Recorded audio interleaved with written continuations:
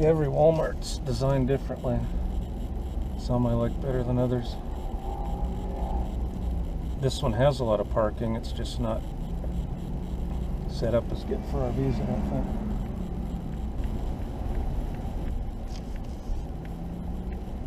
Yeah, I think this is a spot over in here. There's even a truck over there, a big truck. Oh yeah, there's some spots way over there. Police patrolling. Yeah, this is actually a good site. And there's a wall, and there wouldn't be anybody in here at night anyway.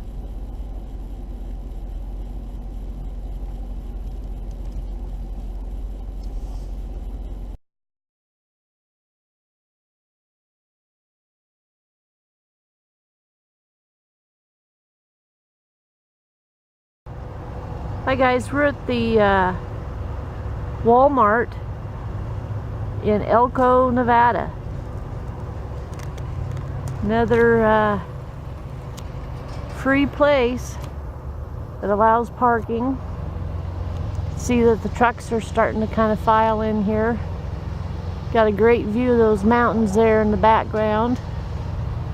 They actually have a no idling sign down there. And it says it's also patrolled by police, which is good. And we are just parked hillbilly hideouts right down there. But we're gonna do, I don't know, maybe stay here for a day. We got a couple little things we need to do to the trailer. We were over at Home Depot, bought a new kitchen sink, faucet, and some carpet, so I think maybe tomorrow we might be doing fixing those things and doing some shopping in there. But yeah, Elko, Nevada. I don't know if I said Ely, but I meant Elko, Nevada. Allows the overnight parking, and like I said, it is quite the view out there with those mountains. Morning, guys. We are in the Elko, Nevada Walmart parking lot. This is where we stayed last night. We got a few chores that we're going to do this morning, so that's why our hair and everything looks so great. Anyway, one of the things we bought at the Home Depot yesterday is we bought this area rug. It's 6 by 8, and as you can see, we've pulled the bed up, and when they make these travel trailers, they put in this OSB board, and we've noticed from flipping the mattress that the underside of the mattress has picked up a few little slivers. So the plan is to take this carpet, and we're going to cover that wooden area, and then we're going to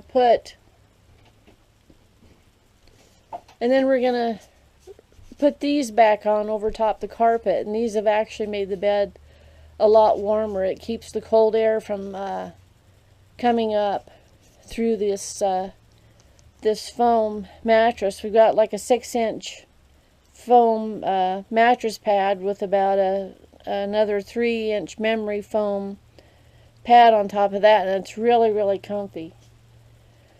So as we progress with our project, we'll kind of show you how it goes and what it looks like after it's all done. So excuse the messy hair and no makeup. And so as you can see, we've got the carpet laid over the top. And then over here, on this side here, he cut a little notch in it and then trimmed it up against the cabinet there. And then we're going to do the same thing on this side. And then down here on the bottom, it'll all be folded under and tucked under and stapled. So I think it'll, because we could always feel cold air up there by where the headboard is and the pillows were. So hopefully that'll kind of keep that from coming out too. So we'll show you when we get the other side. So Jay's got this cut. And also the other thing I forgot to mention is we've put some staples in there, and as those of you that are in an RV know, that the bed, there's a hinge here where you can lift it up, and there's a storage compartment underneath. So he stapled on both sides of the hinge, so that way we can still lift it up and get under there. And then he trimmed it and then folded it under, and we stapled it, and he's going to go back along and then trim that up there on the edge. So we'll keep working at it and show you what it looks like when it's all done. So we got the carpet on there. It's all stapled down. We got the sides are all nice and trimmed up and stapled under. And then we thought that we would just leave these here because the mattress actually comes out, and we'll cover that up and just maybe give us some extra warmth there. And then also, like I said, even when it's all stapled up, we left it there in the middle so it can still we can still raise it and it won't affect anything. So one project down, one more to go. So I got the bed all put back together. We got our little foam pads there. We put those under there too to help keep the bed warmer. So we got the bed all put back together. And then over here on the side, that little piece of gray carpet right there you can see. You can't even see it because that's where the mattress goes. So this project is done, and our next project is we are putting in a new kitchen faucet. Ours had developed a crack in it right here where the tape is, and we've been taping it up now for probably a couple months, but it's starting to leak, and this is just plastic too. So we're gonna take that out and throw it away and put in a new one. Barely turns anymore too. Yeah, and it's just gotten real sticky to where you can't move it, and Jay's greased that area down there, and it just hasn't gotten any better.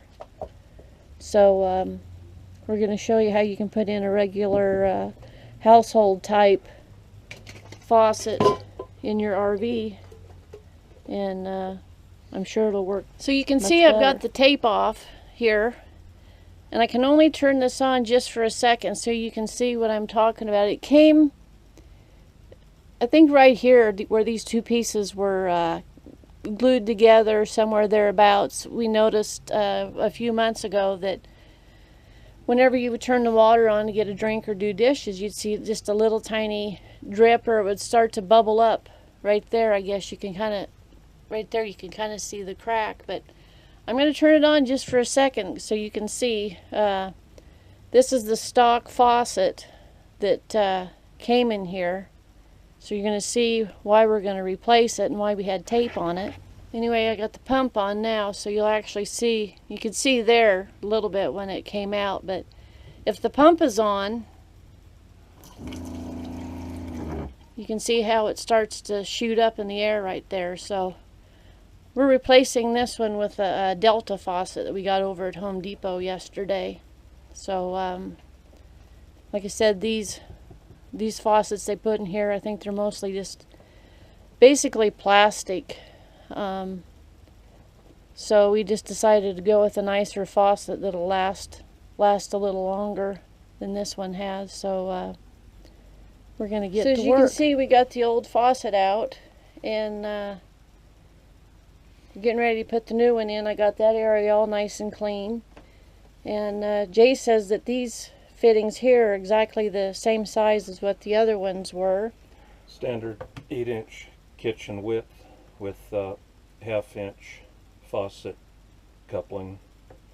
And you can see that these, the ones that came on the one that was in the trailer, these are plastic, and of course this being a Delta faucet, it has the brass fittings there. And I think the only other difference that we noticed is this one here, it'll be just a little bit lower. We won't have quite as much height as the other one did, but I'm willing to sacrifice that for a nicer and better faucet that won't leak on us.